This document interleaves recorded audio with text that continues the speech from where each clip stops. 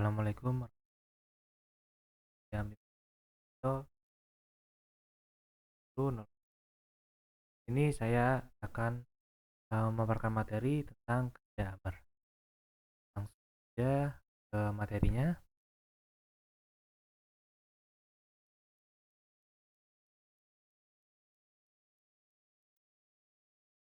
Kaidah amar.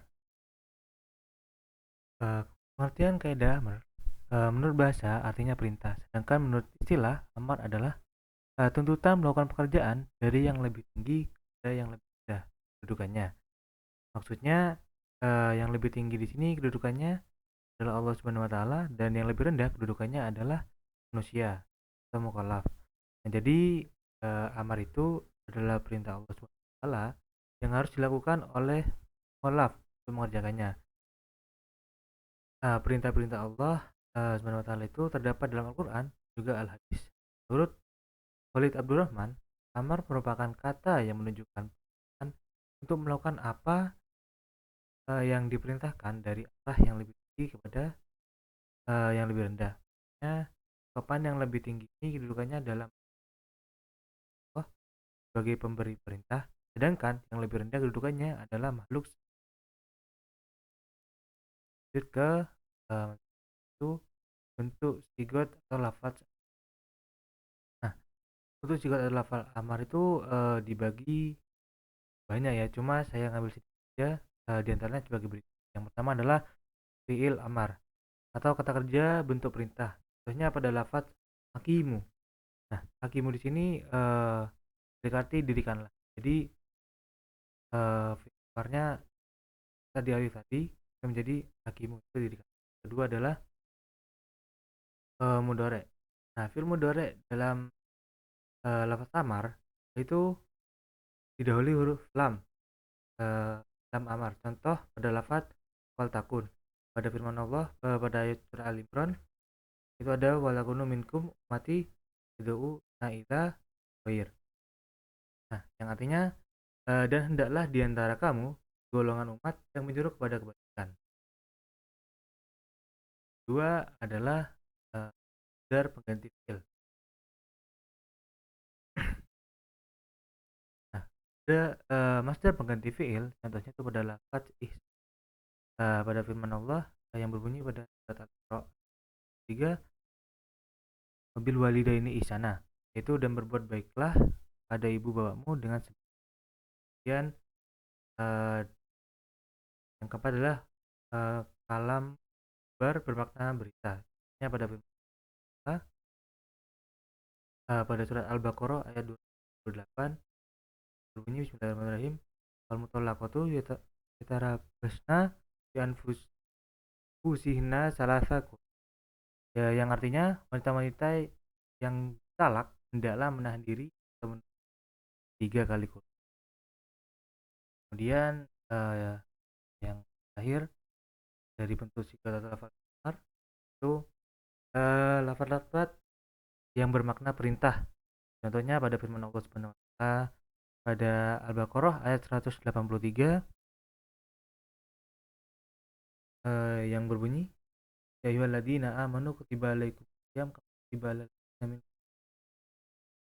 yang artinya adalah hai orang-orang yang beriman diwajibkan atas kamu berpuasa. Nah, diwajibkan atas orang-orang sebelum kamu agar kamu. Dia 6 diantaranya dari bentuk. Kemudian lanjut kepada materi kaidah. Kaidah-kaidah amar yaitu ketentuan-ketentuan yang dipakai para mujtahid dalam mengistimbatkan hukum. Ulama usul merumuskan kaidah-kaidah tersebut dalam 5 bentuk. Kaidah pertama kaidah pertama adalah penjelasan sebagai berikut. Pada dasarnya amar atau perintah itu menunjukkan kepada wajib. Maksudnya adalah jika ada dalil dalam Al-Quran ataupun Al-Hadis yang menunjukkan perintah wajib. Apabila tidak perintah itu adalah wajib. Apabila tidak mengerjakan perintah tersebut dianggap berdosa kecuali dengan sebab juga qarinah.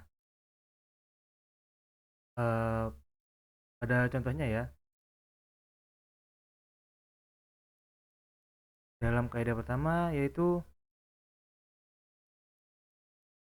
takwin, yang artinya penciptaan. Seperti firman Allah pada surat Al-Baqarah surat Yasin ayat 82, yakni kun fayakun. Artinya jadilah maka terjadi. Yang kedua, yang kaidah kedua pengertiannya sebagai berikut. Perintah itu pada dasarnya tidak menghendaki pengulangan berkali-kali atau mengerjakan perintah. Jadi maksudnya dari kaidah ini adalah bahwa suatu perintah itu apabila sudah dilakukan tidak perlu diulangi kembali. Contohnya dalam mengerjakan ibadah haji, wajib dikerjakan sekali seumur hidup. Kaidah ini tidak dapat dipergunakan dalam semua kewajiban. Kaidah ini tidak dapat berdiri sendiri. Perlu memperlihatkan adanya ilat, sifat, dan syarat. Maka amar atau perintah tersebut dikerjakan harus berdasarkan ilat, sifat, dan ini berkaitan dengan kaidah yang hukumnya itu berlaku berdasarkan adanya atau tidaknya. Contohnya pada perintah Allah Subhanahu wa taala itu kayak melaksanakan hukum dara bagi laki-laki atau perempuan Hoyrul Muhsan ketika melakukan zina berulang kali, maka hukum dera tersebut berulang kali dan apabila melakukannya juga berulang kali. Namun apabila sekali melakukannya satu kali melakukan zina, maka deranya hanya cukup satu kali. Dera tersebut sesuai kondisi dari sebabnya atau perzinanya. Yang ketiga, perintah itu dasarnya tidak menunjukkan kepada kesegeraan.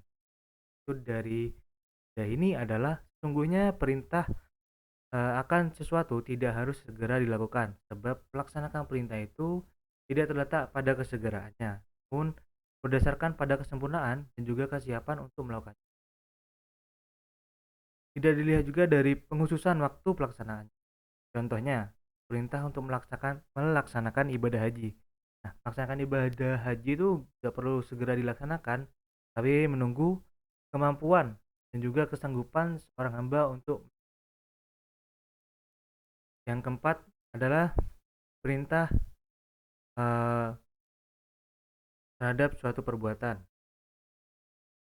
Perintah juga terhadap perantaranya atau wasilahnya. Nah, maksud kaidah ini adalah bahwa hukum perantara atau wasilah sesuatu yang diperintahkan berarti juga sama hukumnya. Contoh, seorang tuh diperintahkan untuk melaksanakan sholat. Nah, sholat itu kan nggak syah kalau misalnya tidak melaksanakan wudhu. Jadi wudhu sebelum sholat itu hukumnya wajib. Nah, itu contoh. Ya, sholat 5 waktu hukumnya wajib, sholat tidak akan sah tanpa wudhu. Kemudian kaidah yang kelima. Nah, yang kaidah yang kelima adalah perintah sudah larangan berarti diperbolehkan mengerjakan kebalikannya. Maksudnya adalah sesuatu sudah ketetapan itu dilarang. Nah, mengerjakannya kemudian tuh diperintahkan atau mengerjakannya berarti tersebut boleh dikerjakan. Contohnya pada zaman Rasulullah itu ziarah kubur itu tidak boleh dilaksanakan.